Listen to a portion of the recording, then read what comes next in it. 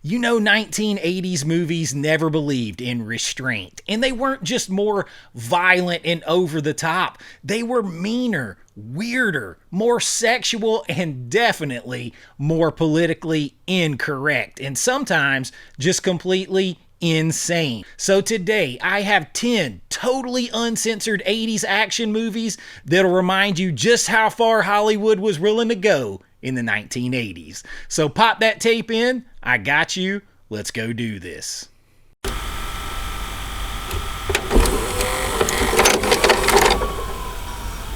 Alright, so listen, when I say uncensored wild, I'm not just talking about blood or nudity or explosions. I'm talking about movies that felt like nobody out there told them to slow down. Movies where the violence was excessive, the characters were morally questionable, the tone was just a little too sleazy and naughty for comfort. The kind of films that make you look at the screen and think, yeah, they definitely wouldn't make a movie like this today. So here are the 10 action movies from the 80s that were completely and gloriously over the top and uncensored, starting at number 10 with Rolling Vengeance.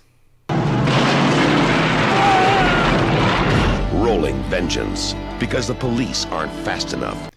Now this movie jumps right out of 1987, and it feels like someone asked, what if we did Death Wish, but with a monster truck? And then nobody in the room said no. The story follows a truck driver whose family is brutally murdered by a gang of hillbilly criminals, and his response is to build a massive armored monster truck and go hunting. And when I say massive, this thing looks like something out of Mad Max. It made the Bigfoot monster truck from the 80s look a little small. And the villains in this thing are completely sadistic, over the top. You feel like the violence is completely personal. There's something about 80s revenge action movies where the filmmakers really wanted you to feel the rage and identify with the hero, so that you really wanted the catharsis of getting the justice and revenge yourself. And the movie fully commits to that insanity, and it's the kind of premise that only the 1980s could deliver with a straight face. Rolling Vengeance comes in at number 10.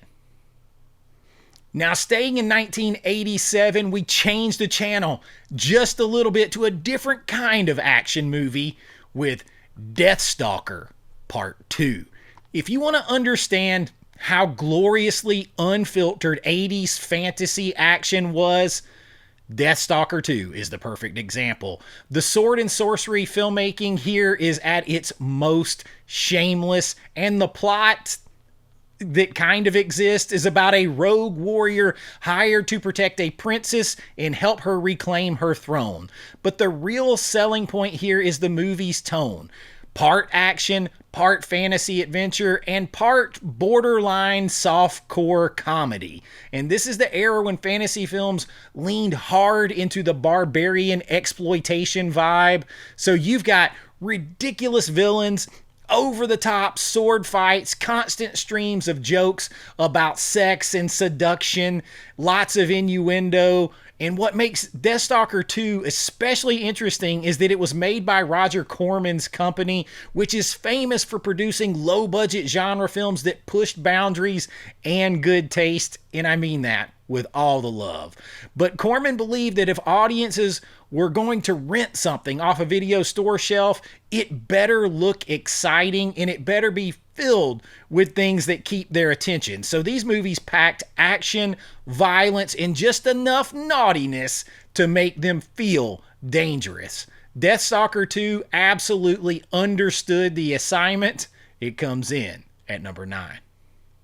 Now, number 8, we have some pure 1980s action exploitation and some Andy Sidaris. Savage Beach is one of those movies that seems like it is engineered for the VHS, straight-to-home video, mom-and-pop, dusty shelf kind of market. And the plot involves two government agents who survive a plane crash on a remote island only to discover hidden treasure, mercenaries, and a lot of people who want to see them dead. But the real reason people remember this movie is the tone. Just like a lot of other movies on this list, this is a classic Andy Sidaris style of filmmaking, which means action, espionage, and lots of scantily clad people showing off their assets, and absolutely no hesitation about showing that glamorous side of the cast. Sidaris had a specific philosophy when it came to making movies. He once said that audiences should get action, adventure, and beautiful scenery, and by scenery, he meant everything, including the cast. These films became cult favorites because they leaned fully into the unapologetically 80s excess, guns blazing in every sense of the word, explosions everywhere, and absolutely zero interest in subtlety or modesty. You gotta have Andy Sidaris on a Uncensored 80s list like this. Savage Beats checks in here at number 8. Now at number 7, we have maybe the craziest movie on this list, and that's saying something because it follows an Andy Sidaris film. But if you've never seen 1982's Raw Force, it is almost impossible to explain without sounding like you were completely making it up, because the story follows a group of martial arts students who travel to an island that supposedly houses the graves of legendary kung fu masters. And when they arrive, they discover that the island is run by a cult that practices cannibalism and human trafficking. So yes, it escalated that quickly, and this movie throws together martial arts action, horror elements, zombie monks, and a ton of exploitation energy, lots of skin, brutal fights. The tone is outrageous, and the story moves like it has been fueled by pure midnight movie chaos and adrenaline. But what makes Raw Force such a perfect uncensored 80s film for this list is that nobody involved in this movie at any step of the way seemed worried about genre boundaries at all. It's action, it's horror, it's exploitation, it's all of it all at once, and that kind of creative recklessness is exactly what made the era of the 80s movies so fun and so unique. Raw Force. Check it out. Now at number 6, we're going to switch the tone a whole lot darker with 1982's Vice Squad. It is a lot darker than anything else on this list so far because Vice Squad drops you straight into the underbelly, the dark, seedy side of Los Angeles nightlife. And the story revolves around a lady of the evening, shall we say, who agrees to help the police track down a violent pimp known as Ramrod. Yes. And the film does not soften the edges of that world. The streets feel dangerous. The characters feel completely desperate, almost hopeless. And the villain is genuinely disturbing in this movie. But what makes Vice Squad stand out is how raw it feels compared to typical studio action films. There's a grit to it that you get. You kind of get that a lot with Wings Hauser films. And in a sense that the filmmakers wanted to show the uglier side of crime rather than turning it into some kind of glamorous thriller. Wings Hauser's performance as Ramrod is one of those cult villains that people still kind of talk about today. He's unpredictable, aggressive, and genuinely unsettling. The movie isn't just violent. It doesn't just have action. It's genuinely uncomfortable, which is exactly why it feels sort of uncensored, like something that you shouldn't be watching, like a peek into a world that you don't want to see. Vice Squad comes in at number 6. Now at number 5, we have one that's a little bit lighter in some ways, and it's mainly because you're not going to be able to take it seriously, but it helped ignite the 80s ninja craze, and that is Revenge of the Ninja. Now, this is a canon film, so you know it's got to be good. Only a ninja can stop a ninja. The Revenge of the Ninja. Revenge of the Ninja. And Enter the Ninja became a surprise hit. Canon Films leaned all the way into the trend with ninja movies, and Revenge of the Ninja is one of the most entertaining. Now, I love Ninja 3 Domination because it's absolutely crazy, but the story here follows a Japanese ninja who moves to America to escape violence after his entire family, everyone he knows pretty much except for his son, is wiped out at the beginning, which was actually kind of thrown in later because they had no beginning to the movie. But this kind of leads him into finding out that his business partner here is secretly involved in organized crime, which leads to an escalating war involving martial arts battles, rooftop chases, ninja assassins hiding in plain sight. What makes this movie feel uncensored is how committed it is to the spectacle. Yes, there's some moments of definite exploitation and things like that, but every fight in this thing is super intense and the weapons are absolutely ridiculous. The final showdown is pure 80s insanity with Sho Kosugi, who became a cult hero because he brought real martial arts credibility to all of these roles. But this movie absolutely embraces the wild side of this genre. Ninja weapons flying everywhere, half nude women here and there, smoke bombs, nighttime ambushes. It's the kind of film that doesn't ask whether or not ninjas belong in suburban America. It just assumes they do, and it goes with it. Revenge of the Ninja comes in at number 5. Now, number 4, we have one of those movies that answers a question that no one was asking, and that is, what if an 80s buddy cop movie had zombies? And that is when you get Dead Heat. Dead Heat stars Treat Williams and Joe Piscopo as detectives investigating a series of crimes involving criminals who keep coming back from the dead, which leads to shootouts, explosions, undead gangsters wandering through Los Angeles. Yes, some of your exploitation stuff, and the tone is a perfect mix of action, comedy, and horror, and the practical effects in this movie are absolutely incredible. There are scenes where corpses literally start reanimating mid-gunfight. You've got bodies falling apart, faces melting, limbs flying. It is gloriously gross and over the top. This was also part of the late 80s wave of genre mashups where filmmakers were willing to combine action with horror elements just to see what would happen, and Dead Heat absolutely embraces that chaos, and it pays off. It is entertaining and completely over the top.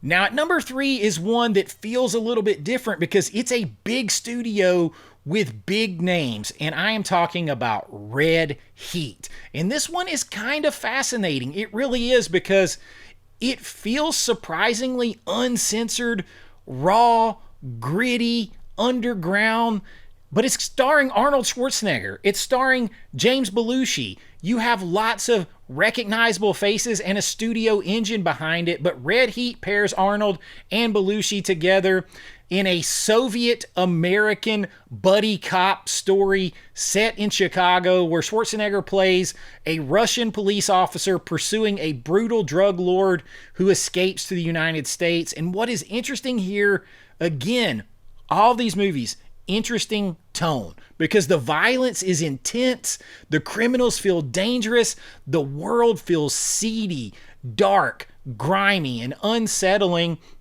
And then there's this comedic stuff between the two actors, but also a cultural tension of American and Soviet characters, which becomes part of the big story. This is Cold War era, and you've got Walter Hill directing this film, so you know it's got that gritty, real serious edge to it, and he always had a knack for making movies feel that way, feeling very grounded and very authentic. Even when Schwarzenegger is doing Schwarzenegger things, the film actually does shoot scenes in Moscow, which was extremely unusual for a Hollywood production at that time. But beneath all the buddy cop humor, there's a harder edge to this one that makes the whole movie feel a whole lot more serious. Yes, there's some skin. Yes, there's some exploitation, crazy fight sequences. It's all here with Schwarzenegger in the lead and Walter Hill behind the wheel. What else can you ask for with red heat. Now, number 2 might genuinely be the most disturbing movie on this list. It is 10 to Midnight. When there is no justice, this man is the law. 10 to Midnight. Charles Bronson. And 10 to Midnight stars Charles Bronson as a police detective hunting a serial killer who targets young women. Now, this one's getting a upcoming 4K restoration by Kino Lorber, so I don't have it yet, but trust me, I will, because this film doesn't try to hide how brutal the situation is. The killer stalks victims naked. Yes, naked, which creates an unsettling, almost surreal, just sort of disturbing tone to it. And then the murders are vicious. The atmosphere is super grim, and Bronson's character slowly becomes more obsessed with stopping the killer at any cost. But what makes this film so uncensored feeling is that it doesn't try to soften the ugliness or the sharp edges off this thing. It is raw, uncomfortable, shockingly violent, and exploitative in places. It's a reminder that 80s action films often blended with crime thrillers in ways that pushed up against the boundaries of exploitation territory. So the genres kind of mash up. That's what you get with 10 to Midnight. Definitely boundary pushing and uncensored in a way that the 80s always tended to deliver. And at number 1, we are going to 1983 for one of the most infamous movies of the entire decade. That is Brian De Palma's Scarface. Say hello to my little friend! Listen, De Palma's crime epic here, loaded with action, right? But it is about the Cuban immigrant Tony Montana rising to power in the Miami drug world. And the movie was super controversial when it came out because the violence was extreme. The exploitation angles of it were extreme. De Palma always pushed skin, nudity, those kind of things to the extreme in his film, and this was no different. The language in the movie was very relentless and uncensored, and the film portrayed the excess of the Coke era with absolutely no restraint. There are scenes here that still feel shocking today. The chainsaw murder, the nighttime chaos, the final mansion shootout where Tony Montana basically declares war on the entire world. Interesting tidbit about that, Steven Spielberg directed and filmed that portion. That was something I found out in just recent years, but very interesting on that because it's one of the most memorable scenes in the film. But what makes Scarface feel totally uncensored is the attitude in everything De Palma pushes into this movie. The movie doesn't judge Tony Montana's lifestyle at all. It shows it. It shows the ambition, the greed, the paranoia, the excess, the rise and the downfall. And Al Pacino's performance turns Tony Montana into one of the most iconic characters in movie history, and he's a villain. And the movie is loud, it's violent, it's excessive, and it's the exact kind of movie that defined the fearless energy of the 1980s. And for that reason, Scarface is number 1. The truth is the 1980s didn't believe in safe storytelling, and that made the movies so iconic. But it also made them a little meaner, a little tougher, a little grittier, and sometimes completely outrageous. They crossed lines, they mixed genres, and pushed the limits of what audience expected from mainstream entertainment. And whether you love them, hate them, or just can't believe they exist, these 10 totally uncensored 80s action movies remind us of something that was very important. Back then, Hollywood wasn't afraid to take risks, and sometimes those risks created movies that we're still talking about decades later. And that's what I got for you this time. If you enjoyed it, please like and subscribe. It really helps out the channel. If you enjoyed what we do in here and you want to help a little bit more, my Patreon link is always in the description. If you join the Patreon, you're going to get your name and lights on every single video, behind the scenes looks at my filmmaking, special members only videos, and so much more, and everything helps the channel, and I really do appreciate it. But until next time, Be Kind Rewind, like always, is Chase with AV Pop Culture, and I'll see you real soon. Bye-bye. I know.